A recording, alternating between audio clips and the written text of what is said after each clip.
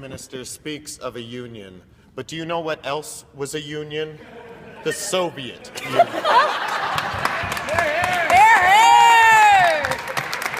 He speaks of social democracy, and yet, do you know what social means? It means socialism. And do you know what socialism means? It means communism. And do you know what communism means? It means Stalin. Mr. Speaker, a very, very wise economist, which this government could surely not understand, named Kevin O'Leary, once said after a UNICEF report that the poorest 3.5 billion people on Earth will now have as little wealth or as much wealth as the richest 80 people in the world. Kevin O'Leary celebrated this as fantastic news, which of course it was. Shame on you. He said it was fantastic news because it motivates them to become filthy rich. Without such motivation, who would ever work? I would suggest, correctly, no one. How can we motivate Canadians to work if we tax the top income earners 1% more? Think of the devastating consequences on the economy. It will be harder to grow the economy if we tax them just 1% more, even 0.1% of that 1%. Both the rich and the poor will be less motivated. Some CEOs today, on January 8th, have already made more than their lowest paid employees will the entire year. Now, with this 1% increase in their tax, it may take those same CEOs until January 9th to make as much money as their lowest paid CEOs. If that happens, what will motivate such CEOs to make their money and create jobs? And what will motivate these lowest paid workers if they cannot look up to their godly boss and understand that they could sit in their place one day if they rose in the ranks for a lifetime that they don't have time for? Where will their motivation come from? Our top income earners are our hardest workers in Canada.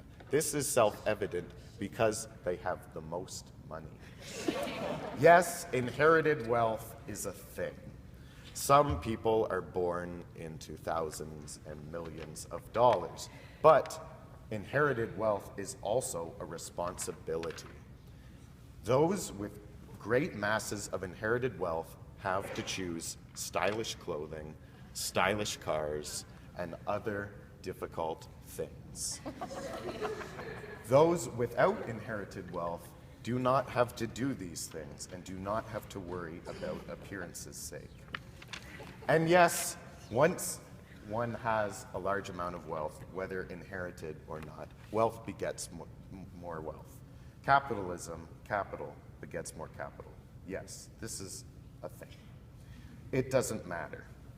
And yes, it is difficult to break the cycle of poverty. But as conservatives, we understand that that is not worth understanding.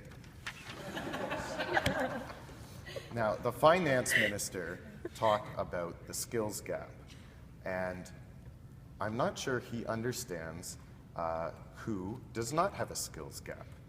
The highest income earners, because they have made the most money. Clearly, they could not have done such without skills. He also stresses the importance of the environment.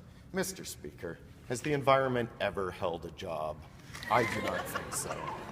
Not only that, but the environment steals from our hardest workers by getting in their way with inclement weather, preventing them from getting to work and making important deals on golf courses.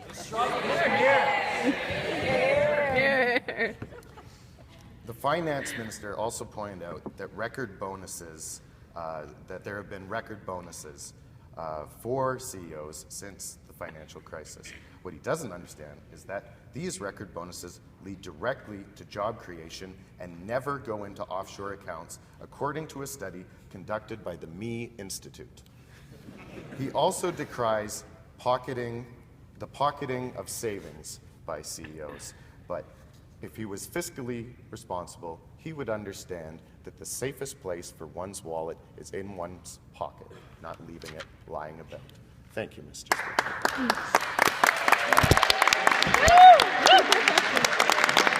Bring Harper back! Bring Harper back! Bring Harper back!